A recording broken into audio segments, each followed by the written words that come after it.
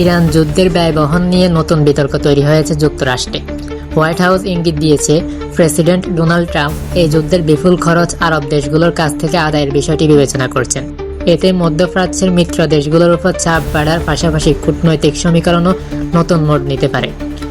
White house জানিয়েছে, president Donald Trump ইরানের বিরুদ্ধে চলমান যুদ্ধের খরচ আরব দেশগুলোর কাছ থেকে পরিশোধ করানোর বিষয়ে আগ্রহী।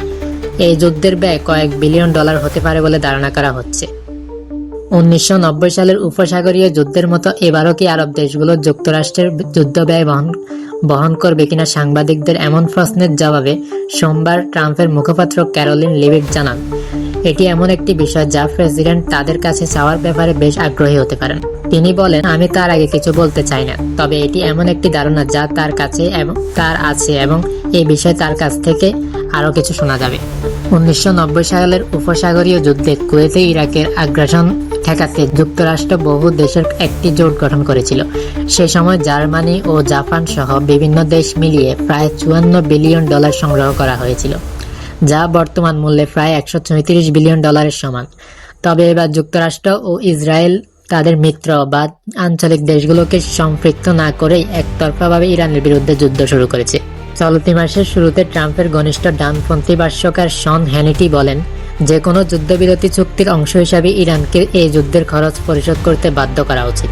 তিনি বলেন, এই সামরিক অভিযানের পুরো খরচ ইরানকে তেলের মাধ্যমে যুক্তরাষ্ট্রকে পরিশোধ করতে হবে।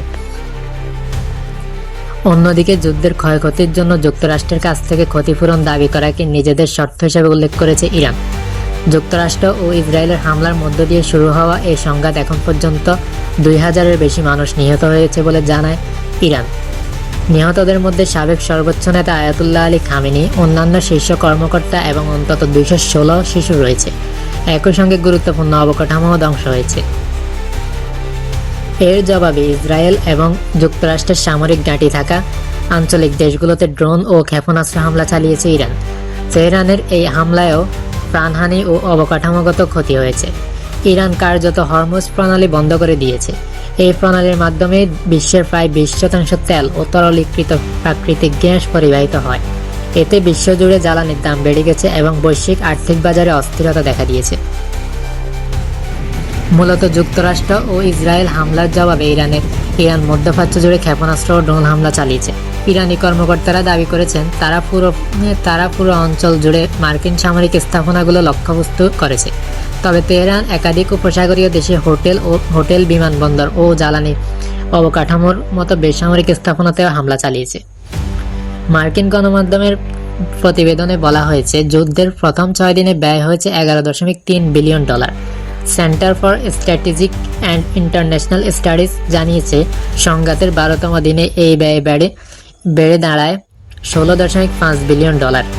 যুদ্ধ এখন 31তম দিনে প্রবেশ করায় প্রকৃত ব্যয় আরও অনেক বেশি হওয়ার সম্ভাবনা রয়েছে। এই পরিস্থিতিতে হোয়াইট হাউস কংগ্রেসের কাছে অন্তত 200 বিলিয়ন ডলারের অতিরিক্ত সামরিক বাজেট চেয়েছে, যাতে ইরান অভিযানের খরচ ও পেন্টাগনের অস্ত্র মজুদ পুনরায় পূরণ করা যায়। এছাড়া এই যুদ্ধের কারণে ইরান হরমুজ প্রণালী বন্ধ করে দেওয়ায় বৈশ্বিক জ্বালানি বাজারে বড় প্রভাব পড়েছে। যুক্তরাষ্ট্রে 1 গ্যালন পেট্রোলের গড় দাম এখন $3.99, যা যুদ্ধ শুরুর আগের তুলনায় $1 বেশি বেড়েছে। ক্যারোলিন লিভিট জানান, জ্বালানির দাম বাড়লেও এটা সাময়িক। তার ভাষায়, আমরা বারবার বলেছি এগুলো স্বল্পমেয়াদী পদক্ষেপ এবং স্বল্পমেয়াদী মূল্যবৃদ্ধি, যা দীর্ঘমেয়াদে যুক্তরাষ্ট্র আমাদের সেনা ও মিত্রদের নিরাপত্তার জন্য ইরানের হুমকি দূর করতে সহায়ক হবে। ইরান দাবি করেছে, কূটনৈতিক আলোচনার মাঝে তাদের উপর হামলা চালানো হয়েছে এবং তারা যুক্তরাষ্ট্র বা অঞ্চলের অন্য কোনো হুমকিও ছিল না।